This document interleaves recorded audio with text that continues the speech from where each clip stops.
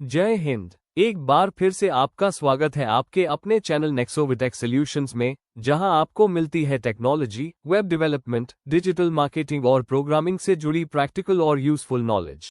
Hello friends, welcome in Nexovatech solutions. तो आज की वीडियो में हम देखेंगे कि पाइथन के अंदर कंडीशनल स्टेटमेंट क्या होता है। कंडीशनल स्टेटमेंट बेसिकली किसी भी प्रोग्रामिंग लैंग्वेज के अंदर कंडीशन डिसाइड करता है। जैसे सपोज़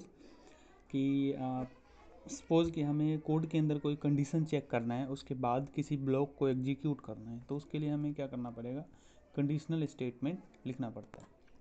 तो पाइथन के अंदर हम इसको कैसे परफॉर्म करते हैं वो देख रहे हैं। तो यहाँ पे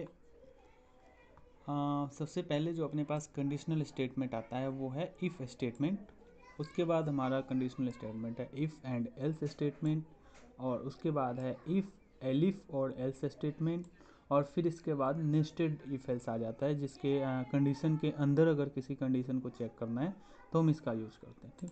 तो फिलहाल हम फर्स्ट ऑफ ऑल ये देखते हैं कि इफ़ स्टेटमेंट कैसे काम करता है और प्रोग्राम के अंदर इसका कैसे इंपॉर्टेंस है। स्टार्ट करते हैं। यहाँ पे सबसे स्टार्टिंग में हम क्या करेंगे, एक वेरिएबल लेंगे। जैसा कि पिछले वीडियो में मैंने आपको बताया था कि वेरिएबल क्या होता है, किसी डेटा को, वैल्यू को स्टोर करता है। तो हम क्या करेंगे, एक एज नाम का वेरिएबल ले लेंगे और इसको हम असाइन कर देंगे एक वैल्यू 20।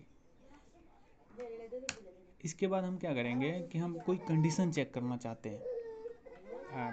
हम यहाँ पे एक कंडीशन चेक करना चाहते हैं कि इफ़ अगर जो एज है वो ग्रेटर देन इक्वल्स है 18 के। अगर एज के अंदर जो वैल्यू स्टोर है वो क्या है, 20, तो हम क्या चेक कर रहे हैं कि एज के अंदर अगर जो वैल्यू है वो ग्रेटर देन इक्वल्स टू 18 है। अगर 18 है तो हमारा ये वाला ब्लॉक रन हो जाए।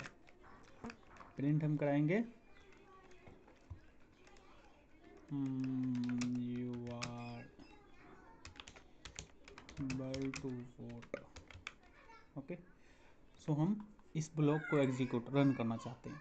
तो यहाँ पे क्या होगा, पाइथन के अंदर ये चेक करेगा कि एज जो वेरिएबल है इसके अंदर क्या वैल्यू स्टोर है और क्या वो वैल्यू, ये जो हमने 18 प्रोवाइड किया है इसको, इससे बड़ा है।